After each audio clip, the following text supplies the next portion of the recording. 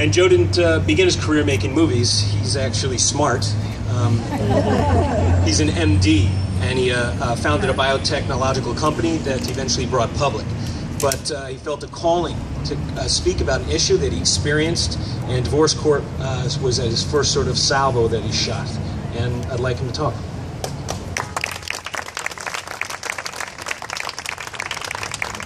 Well, thank you, Jason. I appreciate it. I don't know how smart I am. I put my notes on an iPad in the bright sun. That wasn't a smart idea, but we'll see what we can do.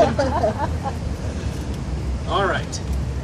Well, today is Parental Alienation Awareness Day, and so I thought I'd make a few comments about parental alienation. While some of us try to deny the existence of parental alienation, the vast majority of us know that it exists to various degrees, even in intact families. It's human nature for people to want their children to love them, and sometimes our selfish side gets the best of us, and we take a pot shot, even if in jest, at the other parent. Mom won't let you see that movie? Well, you know what? If you don't tell her, I will. I won't tell her either. It's things like that that can create some problems. Almost all of us can agree, in our more rational moments, that alienating behavior is not good for children, and we should avoid such behavior as zealously as we avoid telling our children that we smoke pot in college. Then why do our family laws encourage parental alienation upon divorce or separation? You may wonder what I'm talking about, but our government holds out a $35 billion a year prize each year for those who lure their children away from the other parent upon separation. Family courts, for both historical and financial reasons, choose a primary custodial parent.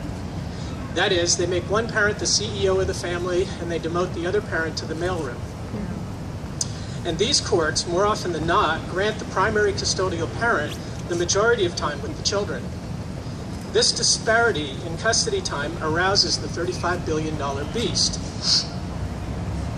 a perverse mathematical formula buried in our child support calculations.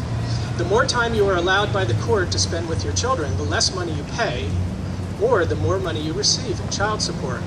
If you can convince a family court judge that you should be the primary custodial parent, you end up better off financially. And what more effective way to convince a family court judge that you are the quote-unquote better parent than to lure the children over to your side so that they will tell a custody evaluator that they would rather live with you than the parent you so skillfully disparaged. You get the kids and you get the money. Outcomes that unfortunately are blessed by our laws, by our courts, and our government. Not all parents love money more than their children, but our government makes it plenty tempting. As Mae West once said, I generally avoid temptation unless I can't resist it. We need to reform our family laws. We need to take children out of the middle of the financial tug-of-war between the adults. We need to take away the financial temptation to alienate our children from the other parent by rewriting the child support and custody laws. I say to our government, lead me not into temptation. I'm all too good at finding that path myself.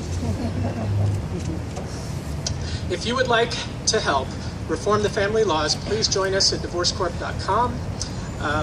We are taking a new look at families in transition. Well, I'd like to thank Jason Patrick for giving me a few moments to speak here, and I wish you the best of luck in reuniting with your son, and Chris Blanchard at Stand Up for Gus for raising awareness about parental alienation. Thank you.